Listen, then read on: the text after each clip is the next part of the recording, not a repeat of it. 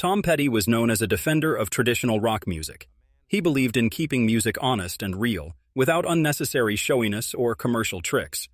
According to various stories and rumors, Petty had strong opinions about certain guitar players who he felt represented everything wrong with modern rock music. These musicians, in his view, focused too much on technical skill and not enough on genuine emotion and songwriting. Eddie Van Halen. The most surprising name on this list might be Eddie Van Halen.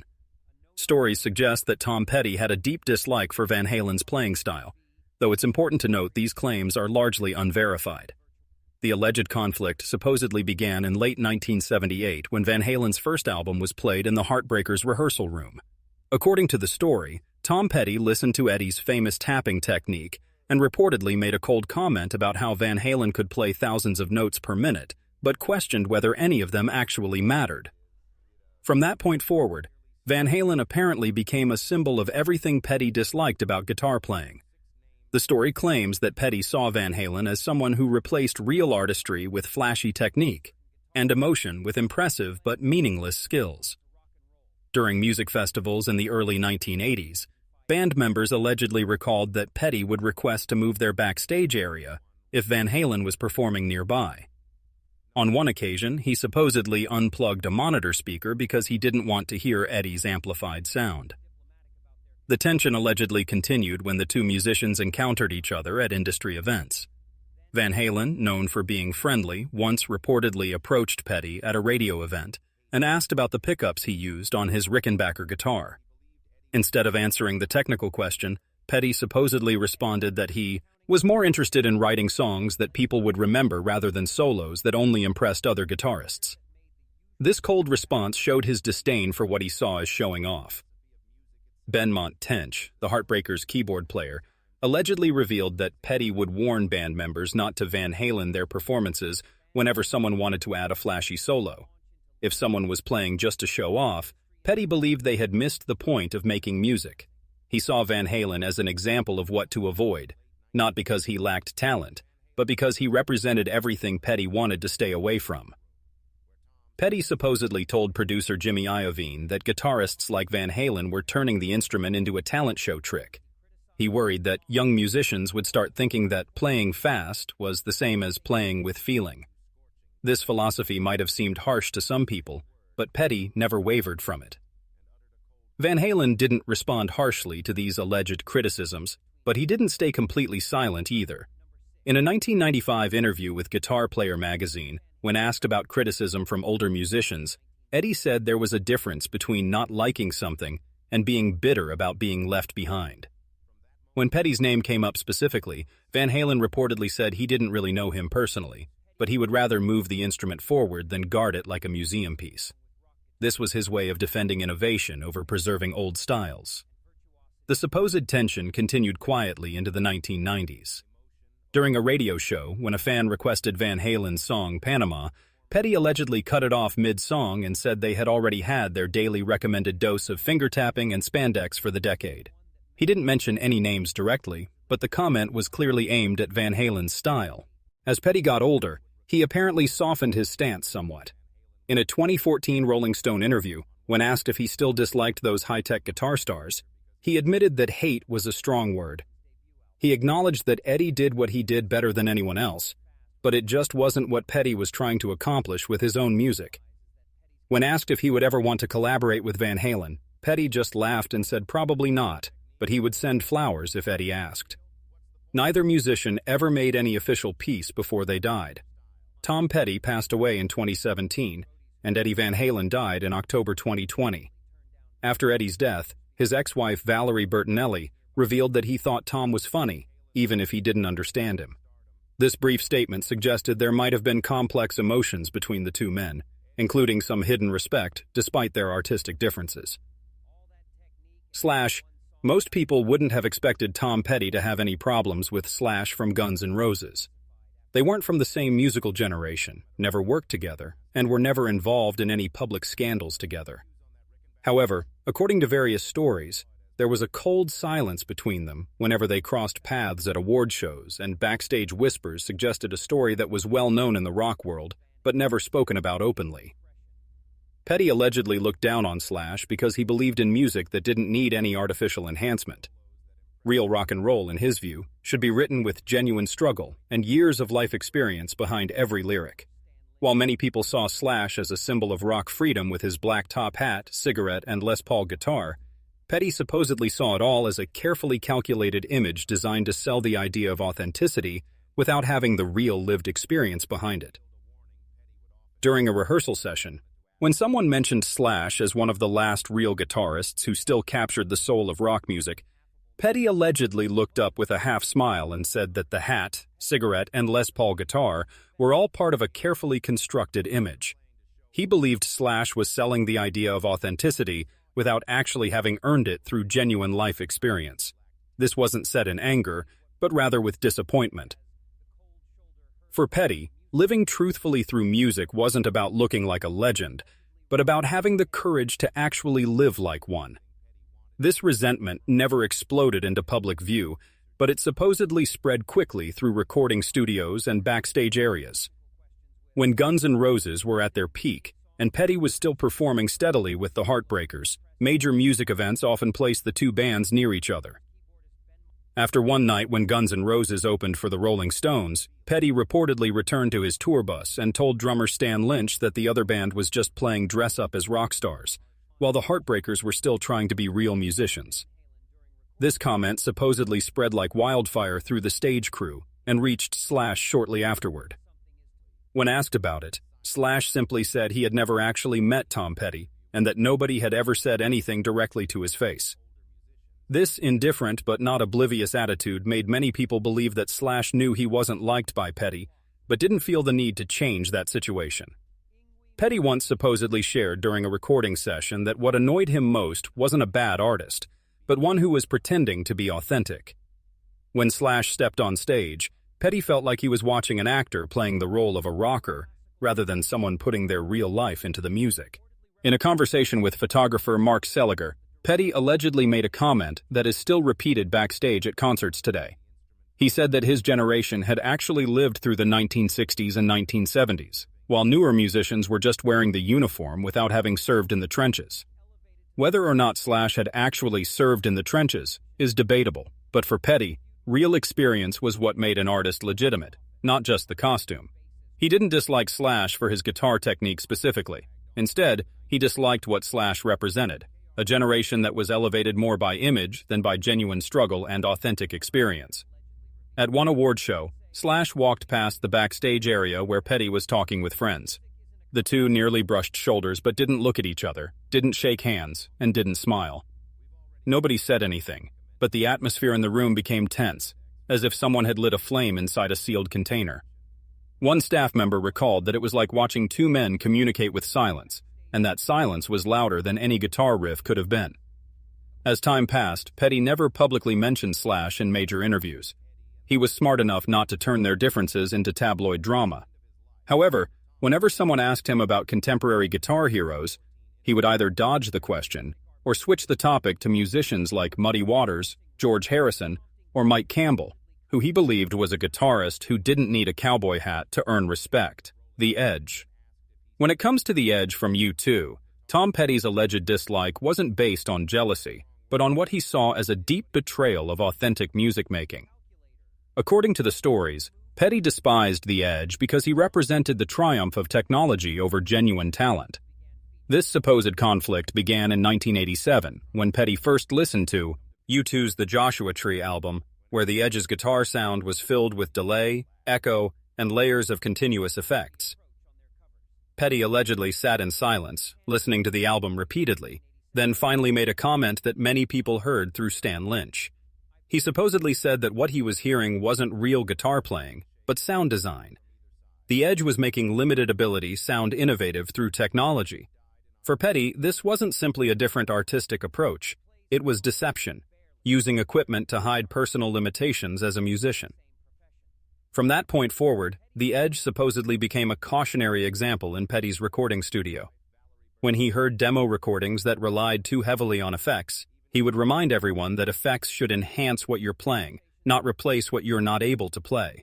He would tell them not to hide behind effects like "Our Friend from Dublin," without mentioning the Edge by name, but everyone on the team knew who he was talking about. The tension allegedly spread to backstage areas at music events, where the two musicians represented completely different approaches to making music. During one incident, while the Edge was chatting with Mike Campbell about guitar tone, Petty reportedly interrupted with a sharp comment. He said that Mike gets his sound from his fingers, then asked the Edge where he gets his sound from, suggesting it comes from electronics stores rather than genuine musical ability. Petty's doubt wasn't just about how the Edge played guitar, it was about how he expressed himself musically. The atmosphere between the two was supposedly always thick with tension whenever they crossed paths at music events. Someone recalled that during an award show, Petty stood near the stage while the Edge was speaking to an assistant. Their eyes met for a split second of awkward silence. There was no hand shake, no second glance, just a chill in the air like someone had snapped a guitar string at its breaking point. The Edge never clearly reacted to these alleged criticisms. The only time he ever indirectly addressed someone who had dismissed his style was when he said that nobody had ever told him anything to his face. The Edge didn't want to prolong any drama. He kept playing his delay-drenched guitar, creating sounds that were described as being like galaxies or crashing waves. But to Petty's ears, it supposedly felt more like background music for a magic trick than genuine emotion. This clash never exploded into public confrontation. Most of it lived in quiet moments, subtle comments in recording studios, and cold glances backstage at events. Petty refused to mention the Edge directly, even when pushed by interviewers. In a 2014 interview, he once said that innovation used to mean playing something no one had played before, not buying something no one had bought before.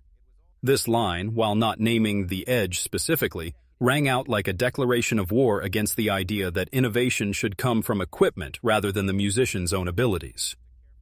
Toward the end of his life, Tom Petty became more outspoken about what he believed was the lack of authenticity in modern rock music. When asked about the value of effects and technology in music, he shared that he respected artists who used effects appropriately, but felt that many musicians were hiding their lack of skill behind elaborate light shows rather than honoring the true essence of guitar playing. Kirk Hammett. Nobody expected someone as composed as Tom Petty to consider Kirk Hammett, the famous guitarist from Metallica, as one of the most deeply frustrating figures in rock music. But according to these stories, the context ran deeper than simple irritation.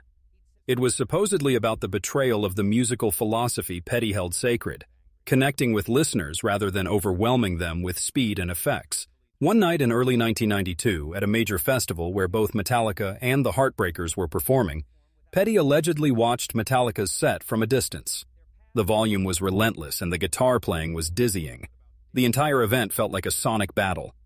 When the guitar playing slowed down for a moment, Petty supposedly turned to Stan Lynch and whispered that it was impressive in the same way that a jackhammer is effective, but questioned whether anyone would listen to one for pleasure. This wasn't just a casual comment. It was an accusation that music had become a weapon rather than a means of communication. The two musicians never spoke in person, but Kirk Hammett supposedly became a symbol of the kind of music Petty disliked. Technique used excessively, with intensity prioritized over genuine emotion. During one Heartbreakers rehearsal, Mike Campbell allegedly echoed Tom's sentiment by saying that Kirk played like he was being paid by the note. The idea was that more notes never equal more feeling. Usually, it's the opposite. This quote supposedly haunted anyone who had ever heard Petty mention Metallica. Speed doesn't equal emotion, and Petty didn't just criticize the number of notes being played. He also deeply disapproved of Hammett's use of effects, especially the wah-wah pedal. Tour manager Richard Fernandez allegedly recalled hearing Tom complain repeatedly in the studio that when you're saying something meaningful, you don't need to run it through a filter. The wah-wah pedal was just there to make empty playing sound more interesting. He saw the wah-wah as makeup plastered over an artist's shallow identity. After listening to Metallica's Black Album, Petty supposedly told a reporter that the band had discovered how effective simplicity could be, but they were still hiding behind speed and distortion. They were halfway to actually communicating with their audience, but they still clung to the safe space of flashy sound effects and impressive but meaningless technical displays. Throughout the 1990s, Petty allegedly avoided mentioning Hammett directly, even when the press repeatedly tried to draw him into conversations about Metallica. He would usually answer curtly that they were masters of intensity, but he didn't think intensity was the same thing as having a conversation with the audience. This made many people realize that he respected their technical skill, but refused to justify performance for performance's sake. As for Kirk Hammett, he never fired back publicly at these alleged criticisms. Only once, in a small interview with MTV, when asked if he had heard the remarks from Tom Petty, Kirk smiled and said he had never met Tom personally. He didn't think Petty had a problem with him singing Metallica songs. It was the guitar playing that apparently bothered him, and that was okay with Kirk. The response wasn't bitter, but it was clear that he accepted being on the other side of an artistic divide. This silence supposedly lasted until Petty's death in 2017. Afterward, Kirk Hammett made no public comments about the loss. But 2 years later, during a memorial performance in San Francisco, Hammett played a guitar solo without using his wah-wah pedal, which was surprising given the thousands of wah-wah pedal effects that usually defined his style. One crew member said afterward that maybe he was trying to play something more raw and honest, perhaps just for himself. Joe Satriani. At number 5 on this list of people who allegedly irritated Tom Petty is Joe Satriani, a name that might surprise many people. In the vast world of music, Satriani seemingly had no personal conflict with Petty and had never openly criticized him. But for Petty, according to these stories, the tension didn't come from personal actions. It came from fundamental differences in musical philosophy. It was supposedly a clash between two completely different worlds. One, pursuing melody to connect emotionally with listeners, and the other showcasing technical ability to an almost metaphysical degree. Petty once allegedly said in a recording studio, with a tone that was half sarcastic and half regretful, that guitar music without vocals is like a conversation where one person does all the talking. Eventually, you tune out and stop listening. This line seemed to open the door to a long-running string of criticisms he supposedly had for Satriani, who was famous for completely instrumental tracks that were often praised as intricate sound paintings that were elaborate and structurally overwhelming. It all quietly began when Satriani's album Surfing with the Aliens suddenly became a phenomenon in 1987.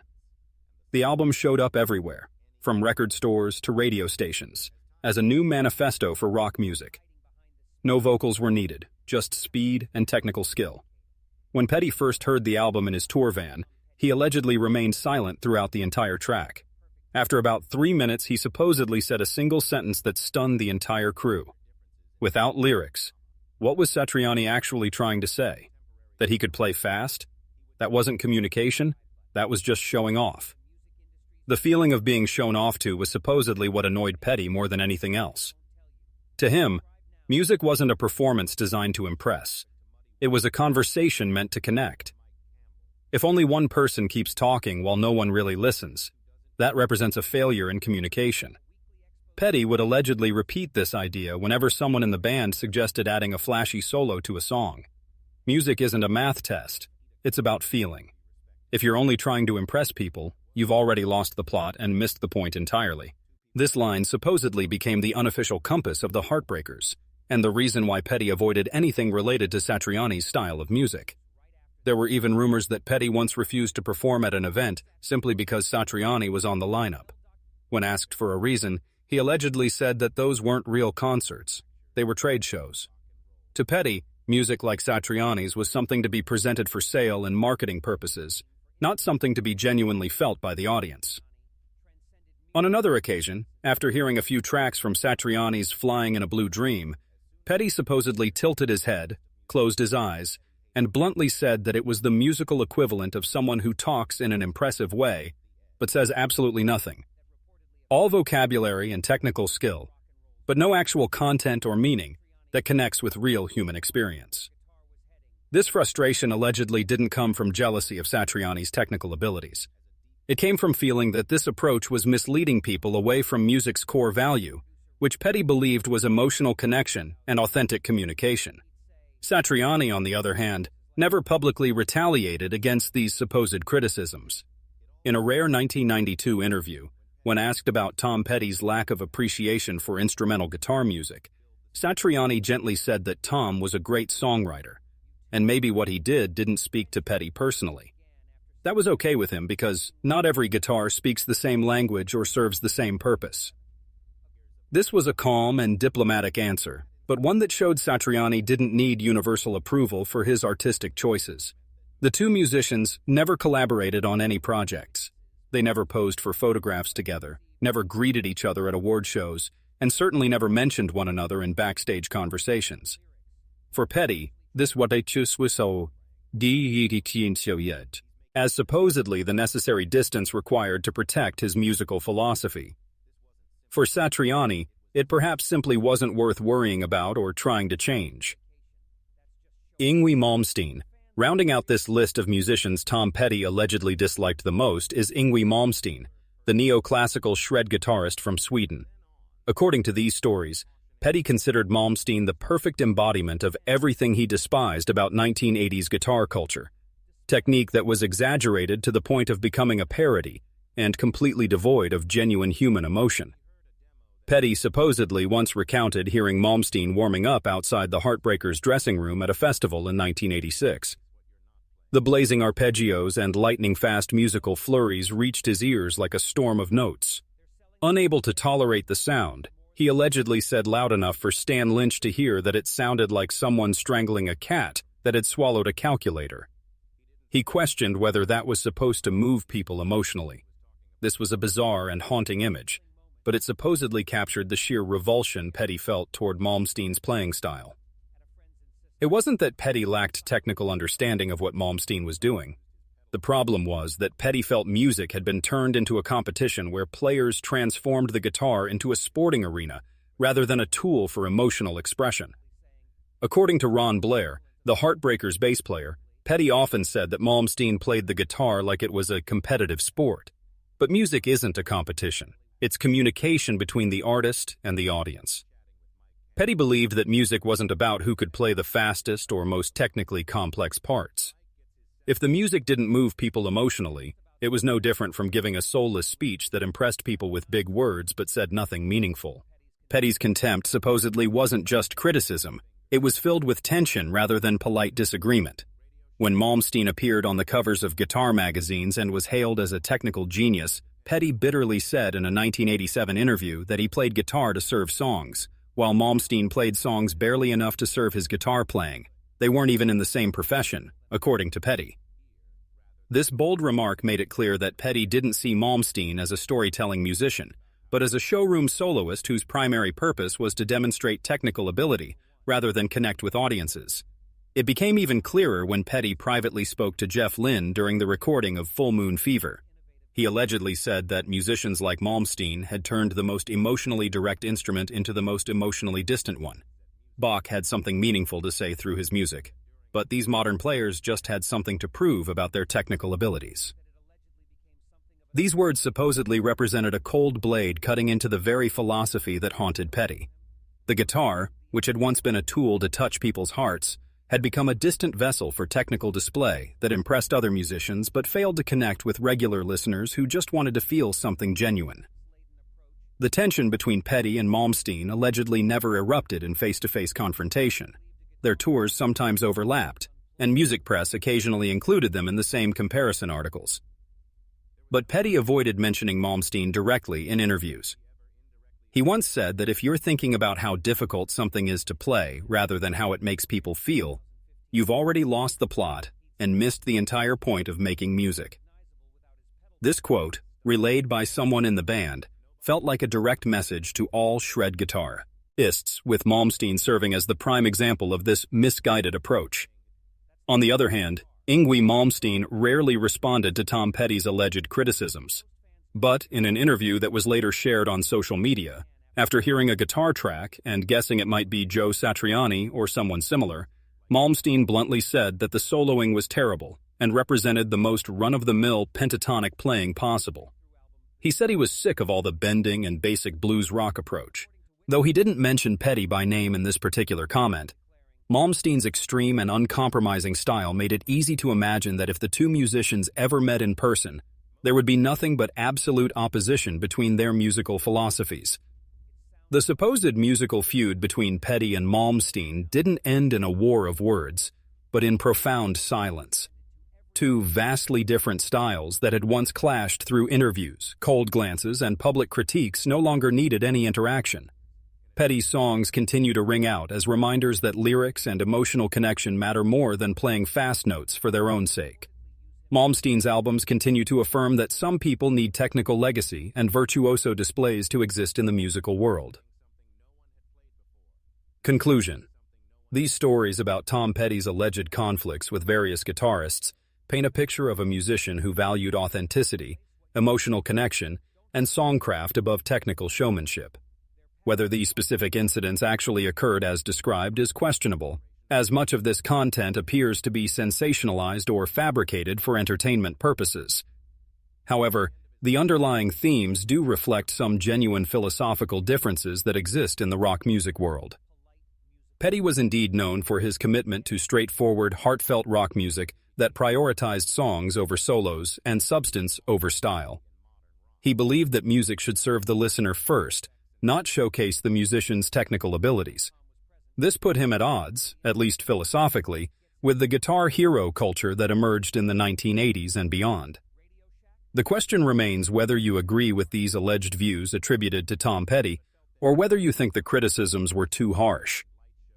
Music is diverse enough to accommodate both approaches. The technical virtuosity that impresses and inspires are musicians, and the emotional directness that connects immediately with general audiences. Both have their place in the rich tapestry of rock and roll history.